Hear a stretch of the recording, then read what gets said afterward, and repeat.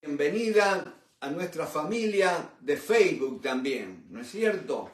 Estamos juntos disfrutando de este tiempo, Emanuel, Dios con nosotros. No diciembre, no Navidad, Emanuel, Dios con nosotros. Aleluya, aleluya, ese Dios que un día vino para quedarse, aleluya, aleluya, para quedarse con nosotros hasta el fin del mundo, aleluya, bendito sea. Y después ya viene a recogernos, a llevarnos con Él por toda la eternidad. Bendito sea el Señor, bendito sea el nombre de Cristo. Y yo quería estar con ustedes, mis hermanos, antes de lo que el mundo conmemora como el nacimiento de Jesús, como la Navidad, Christmas, como hablan en inglés, el tiempo de nacimiento del Señor Jesucristo, ¿no es cierto? Dios hecho hombre, aleluya. Y una cosa que me llamaba la atención, mis hermanos, y me gusta compartir con ustedes, gracias por la atención, el tiempo que dedican, ¿no es cierto? Voy a tratar de no defraudarlos, sino de servirles con amor, con sencillez de corazón, pero con palabra de lo alto. Bendito sea el Señor. Y decía, cuando uno lee los evangelios, y ustedes saben que los evangelios no están organizados cronológicamente, ¿no es cierto? Porque empieza con Mateo, Marcos, Lucas y Juan. Mientras que cronológicamente, en el tiempo que fueron escritos, tendría que empezar con Marcos, ¿no es cierto? Marcos fue escrito más o menos alrededor del año 50, 55 de nuestra era. Y ustedes saben una cosa, mis hermanos, ¿saben qué es lo que dice de este tiempo que celebramos nosotros?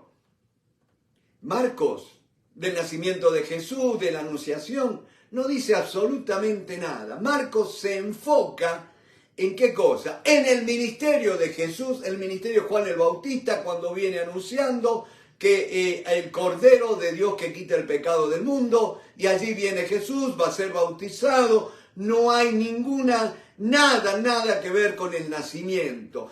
Ahora note, años 50-55 de la era cristiana. El Mateo, que es el segundo que va a ser escrito cronológicamente, más o menos entre el año 55 al 70 de nuestra era, sí, Mateo va a hablar del nacimiento de Jesús.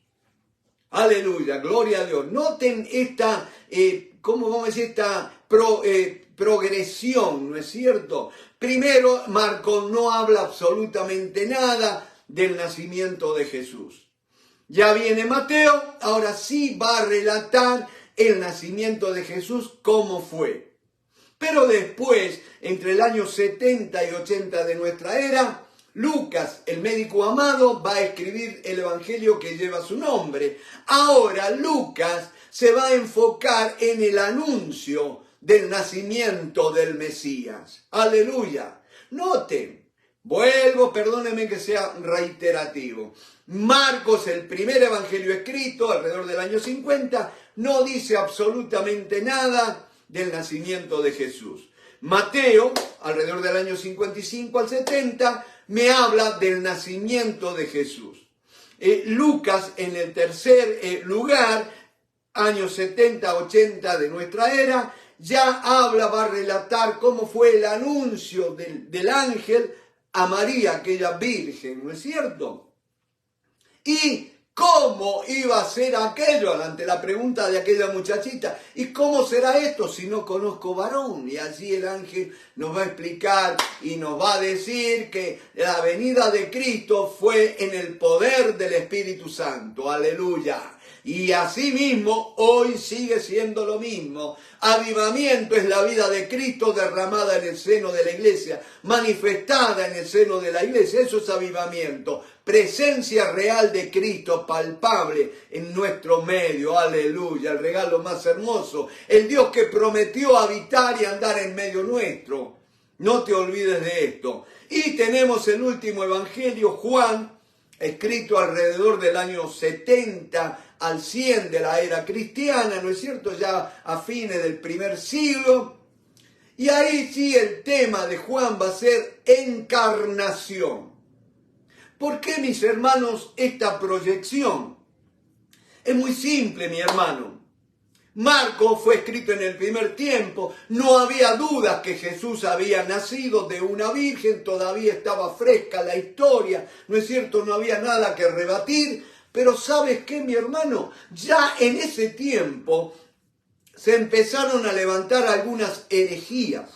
Herejía es una palabra, una desviación de la verdad que siempre se ha creído, ¿no es cierto? Una verdad que ha sido puesta con firmeza, un fundamento sólido.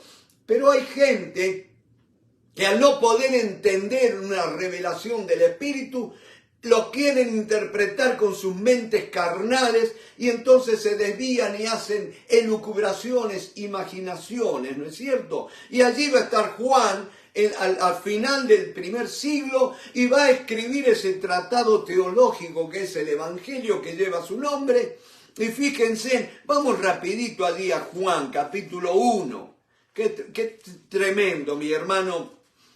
Ahora noten una cosa, cómo el Dios de los cielos, el Dios soberano, va a usar aún las desviaciones del hombre, los errores doctrinales para traer la verdad que permanece a través de los siglos, mi hermano. Fíjense, en Juan empieza escribiendo su evangelio, dice, en el principio era el Verbo. Verbo habla de palabra, habla de acción. Un verbo es una palabra que demuestra una acción, ¿no es cierto? Y el verbo era con Dios y el verbo era Dios. Este era en el principio con Dios, todas las cosas por Él fueron hechas y sin Él nada de lo que ha sido hecho fue hecho. En Él estaba la vida y la vida era la luz de los hombres. La luz en las tinieblas resplandece y las tinieblas no prevalecieron contra ella. Aleluya. Hubo un hombre enviado de Dios, el cual se llamaba Juan. Este vino por testimonio para que diese testimonio de la luz, a fin de que todos creyesen por él. No era él la luz, sino que para que diese testimonio de la luz. Aquella luz verdadera que alumbra a todo hombre venía a este mundo. En el mundo estaba, y el mundo por él fue hecho, pero el mundo no le conoció. A lo suyo vino, y los suyos no le recibieron. Esa palabra a los suyos me habla de propiedad, mi hermano. En el griego habla de propiedad. Y miren, mi hermano, porque si decimos Jesús vino para sanar, Jesús vino para salvar, lo estamos limitando porque Jesús es Dios. Cuando un día nosotros, por la eternidad, mi hermano, cuando estemos en la eternidad, no sé, imagínense 50 siglos después que nos haya llevado el Señor al cielo. ¿Quién se va a acordar de la salvación? ¿Quién a lo suyo vino a buscar salvación? ¿Quién se va a acordar si vamos a estar gozándonos por el cielo? El pecado va a ser como ya un recuerdo que ya no se olvidó, mi hermano, allá en el cielo, ¿no es cierto? Por eso a lo suyo vino. Él es el propietario de todo porque Él es el creador de todo. Pero imagínate una cosa, mi hermano, y acá donde yo le quiero hacer ver algo, mi hermano. A lo suyo vino. Y dice, y los suyos no le recibieron. Todo lo creado tiene un propietario. Se llama Dios en la persona de Jesucristo, ¿no es cierto? El mundo por Él fue hecho y sin nada de lo que existe no fue creado sino por Él. Él es el propietario. Pero dice, o sea, las montañas, los ríos, los animales, los árboles, toda la creación, nada se reveló ante la venida de Cristo. El único ser viviente que se reveló a Dios, dice a los suyos. El pueblo de Israel lo desechó, mi hermano. Me van siguiendo, por eso a lo suyo vino. Él es propietario de todo. Él es el creador de todo. Aleluya. Él tenía el derecho de venir cuando quisiera y a donde quisiera. Pero decidió venir allí en Israel y presentarse a su pueblo, mi hermano.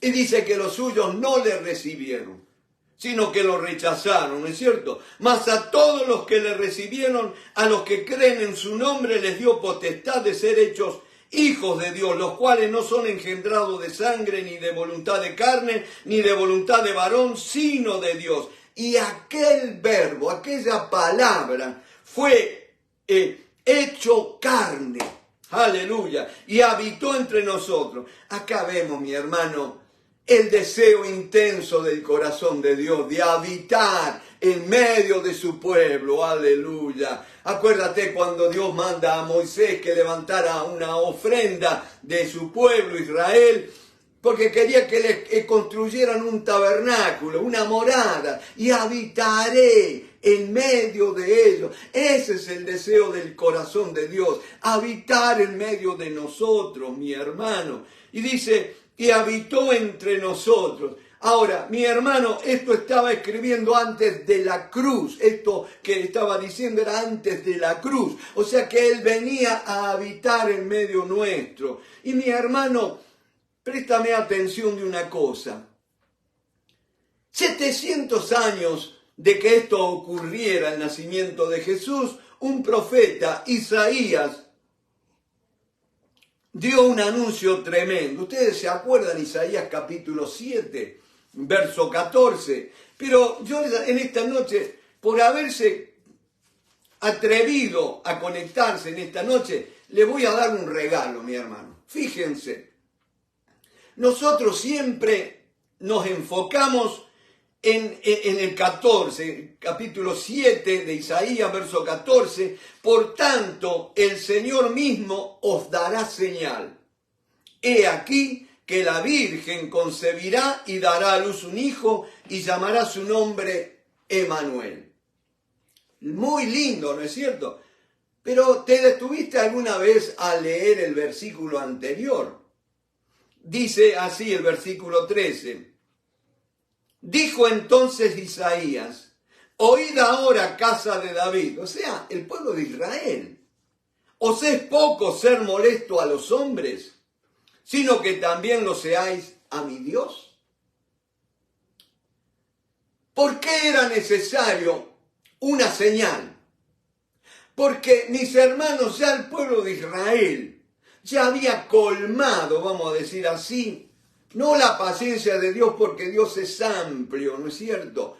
Pero sí la medida de la justicia de Dios. Dios no puede tolerar el pecado. Tiene que hacer algo, mi hermano, ¿no es cierto? Porque dice, el alma que pecare ciertamente morirá. No hay vuelta atrás, no hay vuelta que darle. Y si hubiera dejado el Señor seguir así, y hubiéramos muerto todos, pero dice el Señor, os es poco ser molesto a los hombres. Y vaya, mi hermano, que a consecuencia del pecado hemos sido molestos aún a nuestros semejantes, mi hermano. Aunque nosotros muchas veces nos tenemos por buena gente, ¿no es cierto? ¿Quién no tiene una buena opinión de sí mismo? Ah, yo soy el mejor, o como dijo alguien la otra vez, dice, ese tipo es tan creído que se piensa que es la cuarta persona de la Trinidad, ¿no es cierto? Pero nota una cosa, mi hermano, os es poco ser molesto a los hombres, sino que también lo seáis a mi Dios. Ahí está la clave, mi hermano. Ahí está la figura de la cruz.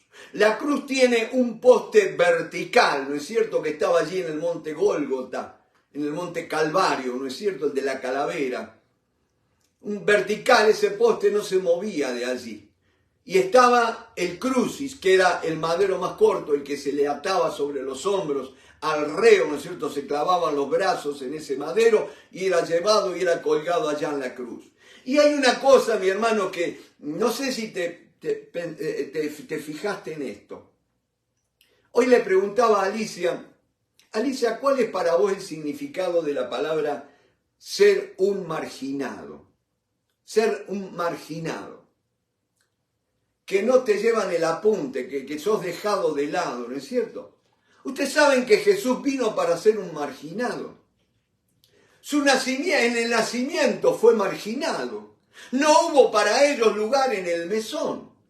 Tuvo que nacer en el establo, en un pesebre, y un pesebre no es algo romántico. El pesebre es el lugar donde se le pone el pienso, la comida o el agua para los animales. Allí eso fue la cunita de Jesús. Y nunca me olvido aquel hombre que un día le preguntó a Dios, Dios, si venía tu hijo, ¿por qué permitiste que fuera a nacer en un establo allí en en el lugar donde son alimentados el ganado, entre ovejas, bueyes, malolientes. Y dice que Dios le puso este pensamiento en el corazón. ¿Y en qué otro lugar podía nacer un cordero? El hombre que siendo, el Dios que se hizo hombre para venir a hacerse un cordero, un manso cordero, para venir a expiar los pecados del mundo. Y mi hermano, cada vez que yo participo de la cena del Señor, y yo te digo una cosa, tenemos que dar más tiempo cuando tomamos la cena del Señor, no tantos anuncios, sino a enfrascarnos en ese tiempo de comunión con el Señor, menos palabras y más presencia, porque es tremendo, mi hermano, cuando se toma el pan, y Jesús mismo tomando el pan dijo, esto es mi cuerpo que por vosotros es partido. Piensa un poco, mi hermano, ¿por qué Cristo tomó un cuerpo? ¿Por qué un cuerpo como nosotros, un cuerpo de carne y hueso, para poder ser partido por ti y por mí? Para cargar no solo mis pecados, sino mis enfermedades, mis angustias, mis debilidades. Acuérdate, yo creo que vas a tomar la cena del Señor distinto, con este pensamiento en mente. Él tomó un cuerpo. Dice, sacrificio y ofrenda no quisiste, no te agradaron, por tanto me has preparado cuerpo, dice el Señor, cuando entró al mundo. Dice, es aquí vengo, Dios, para hacer tu voluntad. Sacrificio y ofrenda, toda la actividad que institución religiosa humana alguna podía ofrecer a Dios, no satisfacía el corazón de Dios. Tenía que venir alguien a morir en nuestro lugar, cargar nuestras culpas, nuestros pecados, derramar su sangre. Siendo Dios no podía derramar su sangre, siendo Dios no podía morir. Y Él va a tomar un cuerpo para que no siguiéramos molestando, causando dolor a los hombres y menos aún a Dios. He aquí, por tanto, he aquí, el Señor mismo os dará señal, he aquí que la Virgen concebirá y dará a luz un hijo y llamará su nombre Emmanuel. Presta atención una cosa, Emmanuel. Vayamos a Mateo, capítulo 1. Mateo, el evangelio escrito a los judíos, ¿no es cierto? Capítulo 1 de Mateo, fíjense, dice la palabra del Señor. En mi Biblia, Reina Valera del 60, dice, en el verso 18 tiene un título, Nacimiento de Jesucristo. Como yo le decía, Marco no dice nada. Si usted lee el Evangelio de Marco, no va a decir nada del nacimiento de Cristo, los prolegómenos, nada. Pero Mateo habla del nacimiento. El nacimiento de Jesucristo fue así. Estando desposada María, su madre, con José, antes que se juntasen, se halló que había concebido del Espíritu Santo. José, su marido, como era justo y no quería infamarla, quiso dejarla secretamente. Y pensando él en esto, o sea, ya estaba maquinando, organizando, planeando cómo iba a ser la retirada, ¿no es cierto? He aquí un ángel del Señor le apareció en sueños y le dijo, José, hijo de David, no temas recibir a María tu mujer, porque lo que en ella es engendrado del Espíritu Santo es. Y dará a luz un hijo, y llamarás su nombre Jesús. Note una cosa, lo que en ella ha sido engendrado del Espíritu Santo es. Y dará a luz un hijo. ¿Cuál iba a ser el resultado de esa concepción de haber sido engendrado por el Espíritu Santo? El nacimiento de un hijo. Y llamarás su nombre Jesús. Presta atención acá, no te distraigas. Porque Él salvará a su pueblo de sus pecados. Todo esto aconteció para que se cumpliese lo dicho por el Señor por medio del profeta cuando dijo, he aquí una virgen concebirá y dará a luz un hijo. Y llamarás su nombre Emmanuel, que traducido es Dios con nosotros. Quizás que a ti como a mí te pueda surgir la pregunta: ¿Emanuel o Jesús? Emanuel fue el nombre dado por el profeta Isaías, anunciado por el profeta. Acuérdense, Emanuel significa Dios con nosotros. Qué tremenda promesa para un pueblo. Sí, era el pueblo elegido de Dios, la nación escogida, pero que tenía un Dios lejano cuando oraban. Oh, Elohim, Dios altísimo, ¿no es cierto? Allí en las alturas, lejano, alejado de él. Tenían tanta reverencia por el nombre de Dios que no se animaban a pronunciarlo. Estaban allí y habían ideado el tetragramatón, ¿no es cierto? 4 consonantes, para que no se pudiera pronunciar el nombre, no fuera a ser que se lo pronunciara mal. Pero aquí viene esa criatura prometida que iban a ser de una virgen, para que ese Dios lejano, distante, tan altísimo, fuera hecho tan cercano a nosotros, pero tan cercano que le podemos decir, como dice, oh bendito Dios, como dice el Espíritu Santo: Abba, Padre, papito querido, aleluya. A los judíos les voló la cabeza esto, les rompió los esquemas. No solo que ellos querían no pronunciar el nombre, sino que ahora se lo daba a unos gentiles, a unos irreverentes como tú y yo.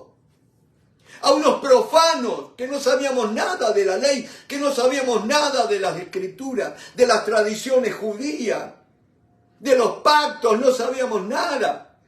Pero ahí por la gracia del Señor pudimos creer en Él. Y le podemos decir: papito querido, nos dio la potestad, del derecho, la autoridad de ser hechos hijos de Dios.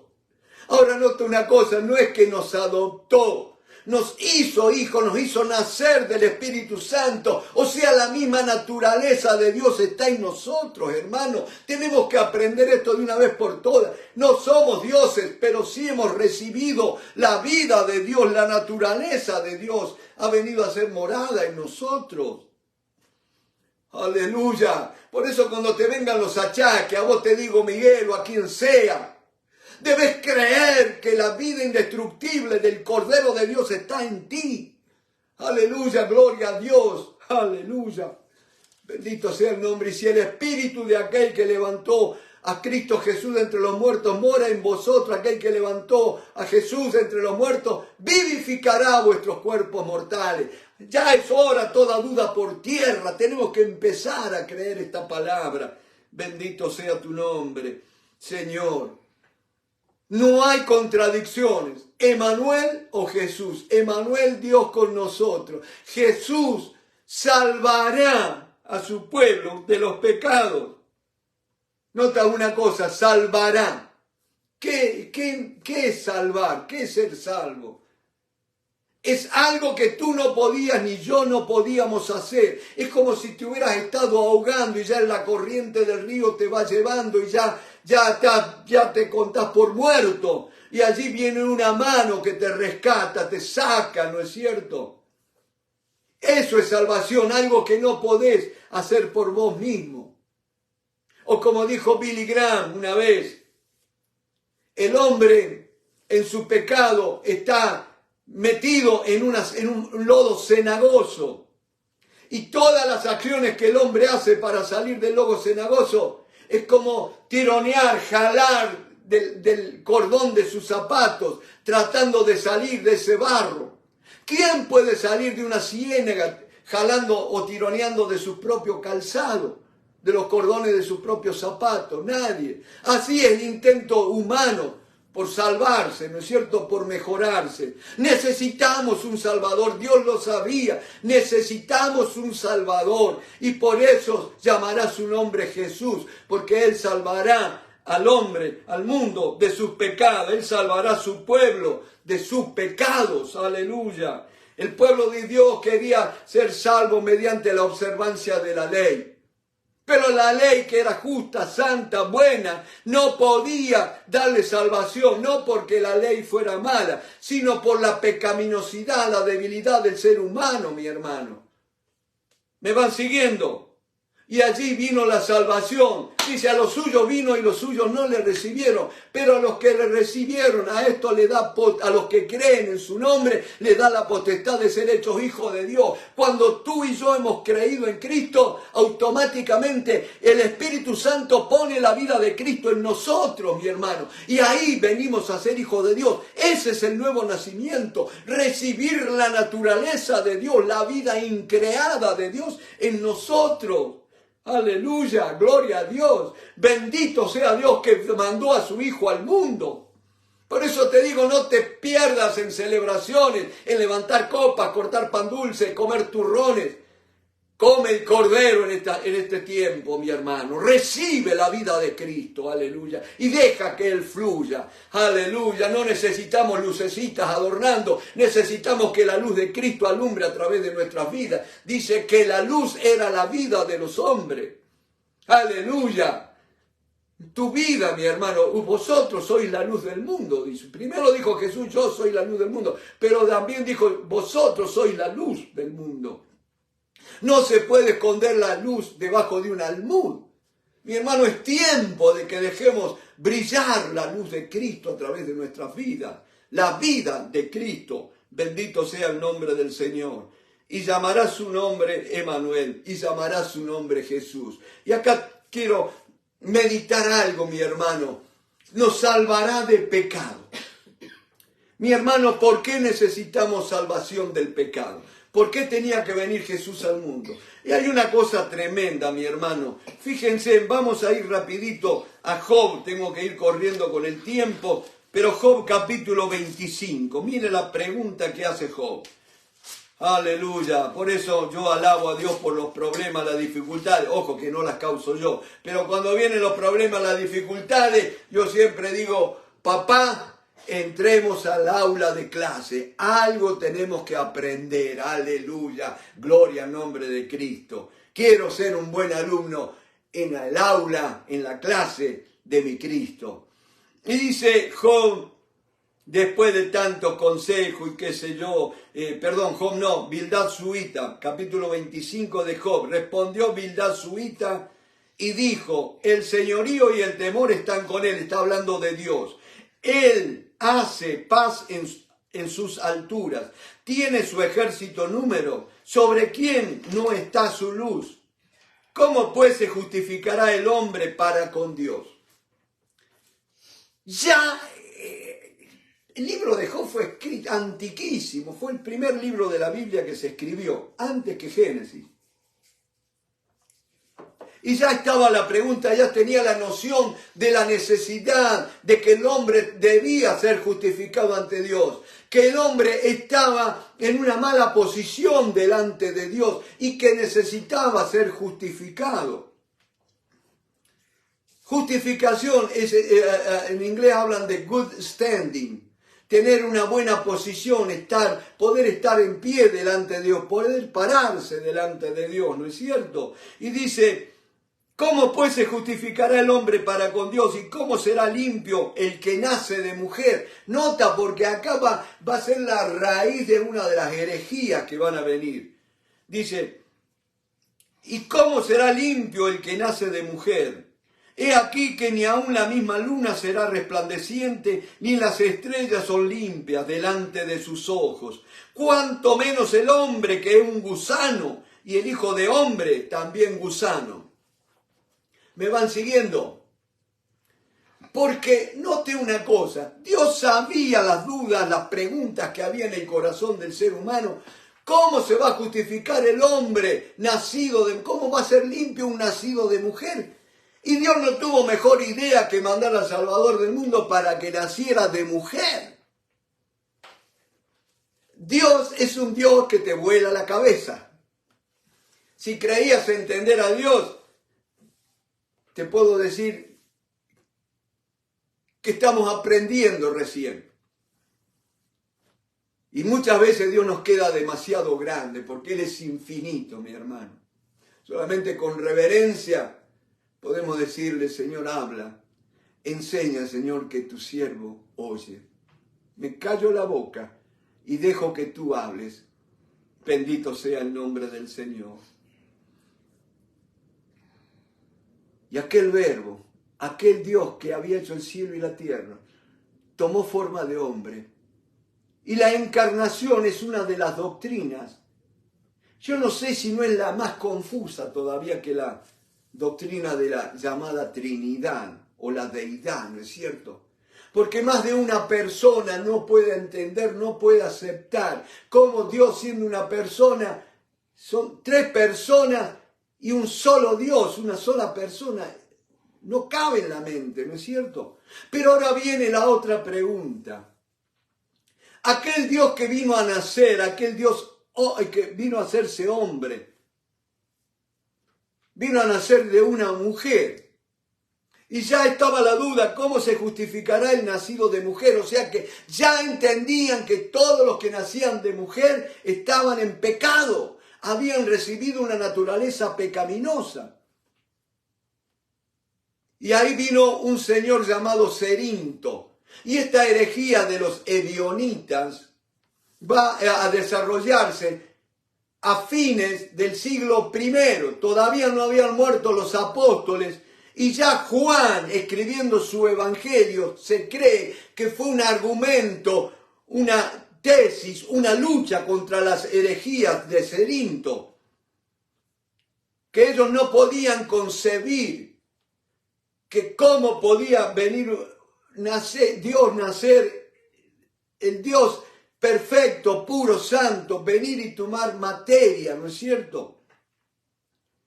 Por eso Cerinto no creía en la preexistencia de Cristo. Y por eso es que Juan empieza su evangelio hablando de que ya desde el principio era el Señor. En la creación ya era Dios, Jesucristo. Otra cosa que Cerinto no podía creer es que Jesús fuera divino. La deidad de Cristo, ellos cancelaban la deidad de Cristo, no podían creer. Y otra cosa, los ebionitas, llamados los pobres o los que hacían voto de pobreza, era una de las sectas judías más predominantes. Y por eso, mis hermanos, todavía hoy los judíos no pueden creer en Jesucristo.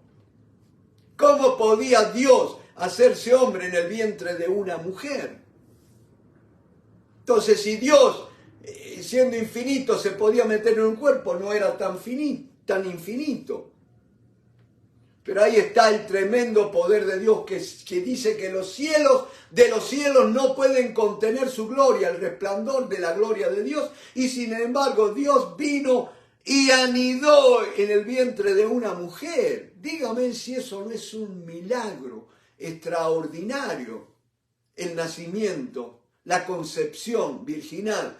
De hecho, los ebionitas con Cerinto a la cabeza, después van a venir los arrianos con Arrio también, los gnósticos negaban la deidad de Cristo, el nacimiento virginal, ¿no es cierto? ¿Cómo puede ser que un hombre, el mismo Nicodemo, ¿se acuerdan cuando le dijo a Jesús, cómo puede un hombre, siendo ya viejo, ya grande, volver a entrar en el vientre de su madre? ¿Qué si Jesús le hubiera podido decir, o le hubiera dicho, ¿y qué si yo siendo Dios me metí en el vientre de una mujer?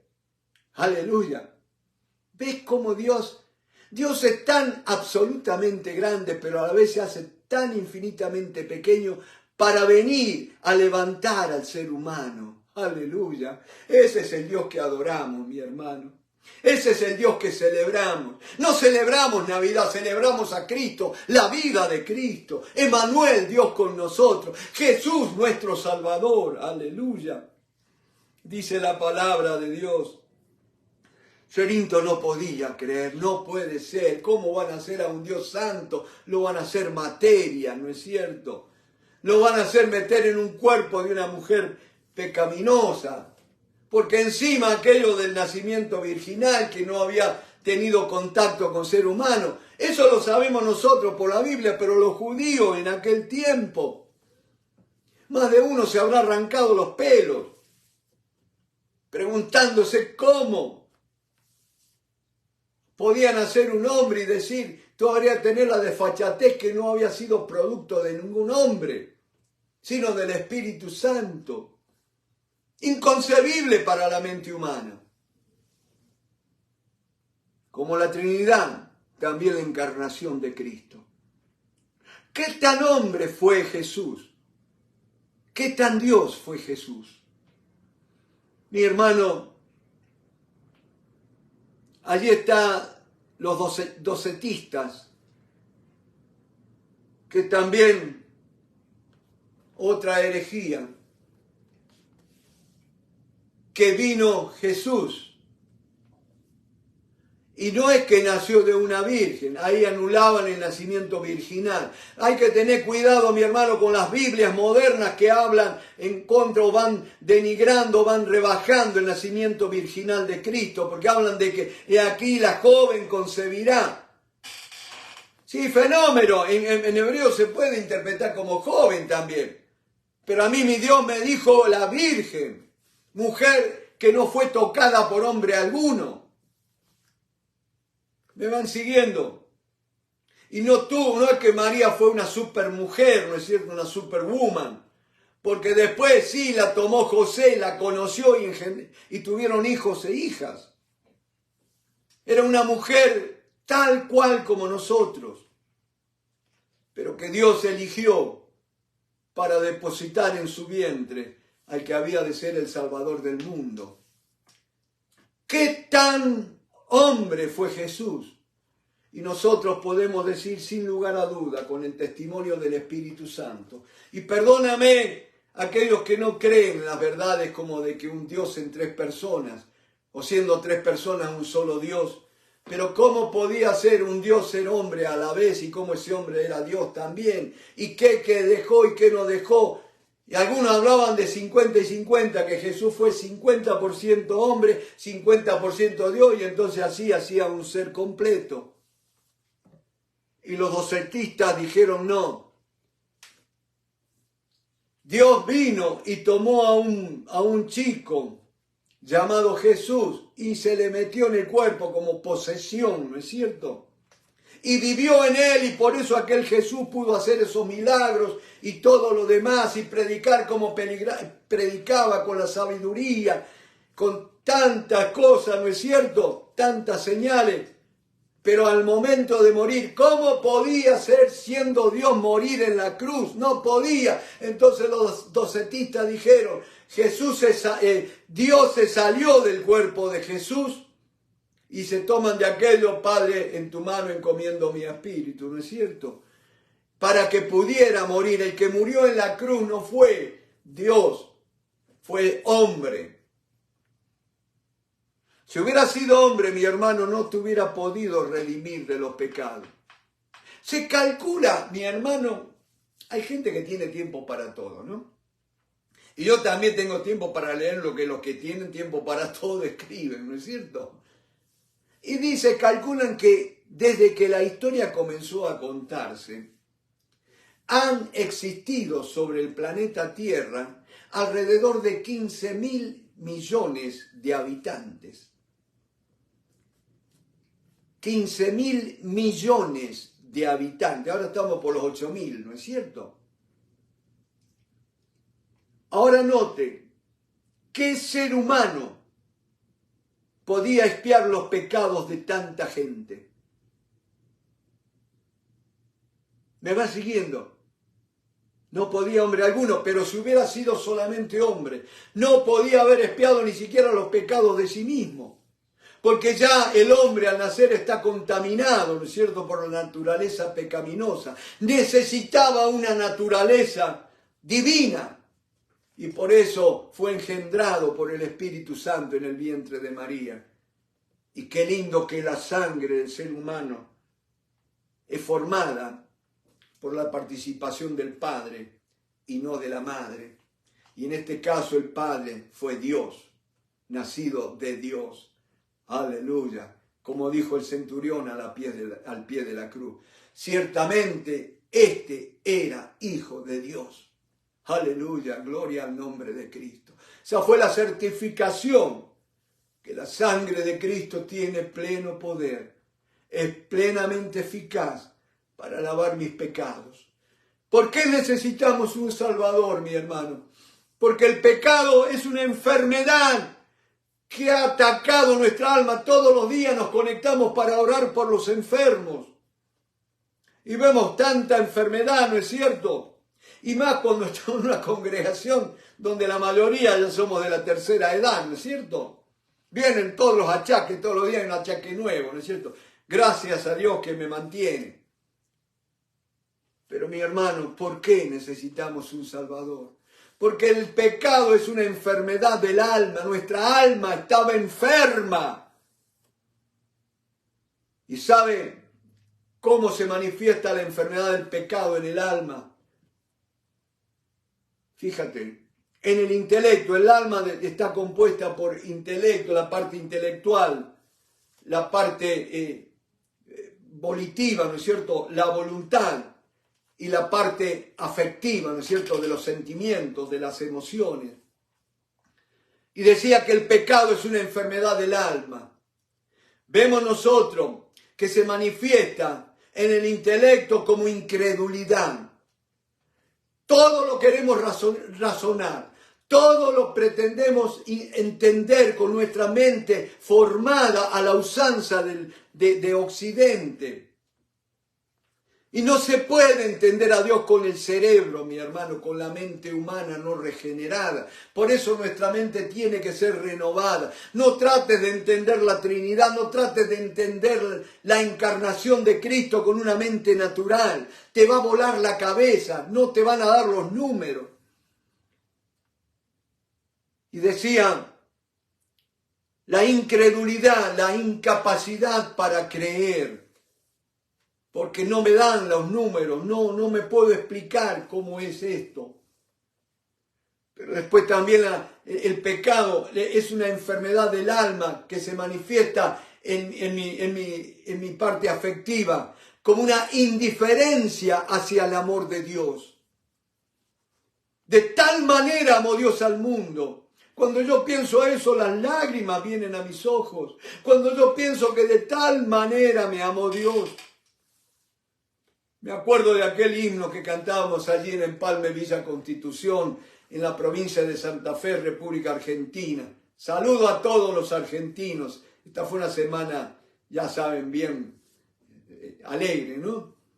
Y aquel himno que cantamos, qué amor tan grande mostró Cristo en el Calvario, que con su sangre me redimió. Y ahora canto, perdonado y salvado.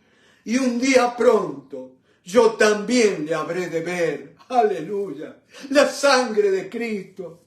Dígame si no es para adorar a Jesús. Dígame si no es para emocionarse al meditar, al contemplar a Cristo. Pero también, mi hermano, el pecado es una enfermedad del alma y se manifiesta a través de la voluntad en la rebeldía. No nos queremos sujetar a Dios. Miren cómo está el mundo, mi hermano. Me está llamando la atención, yo viajo todos los días por el Palmetto, el Expressway, uno del principal acá de Miami, ¿no es cierto? El central de Miami, el Palmetto Expressway. Y siempre ponen en los avisos digitales, electrónicos, aviso, alerta ámbar, ¿no es cierto? Amber. Y cuando un viejito se pierde, ¿no es cierto? Después están las alertas cuando las criaturas son secuestradas. Pero últimamente me llama la atención la alerta purple o púrpura, que habla de ataques a policías.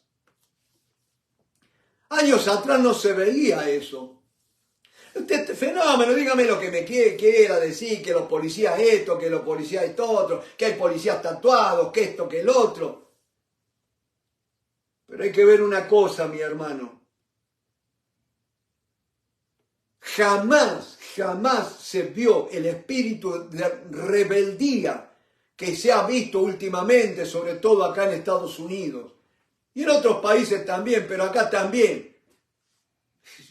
Todavía está fresco el recuerdo del 6 de enero. ¿Se acuerdan cuando, por no estar satisfecho con una elección, fueron y atacaron lo más sagrado de la democracia de los Estados Unidos, el edificio del Congreso.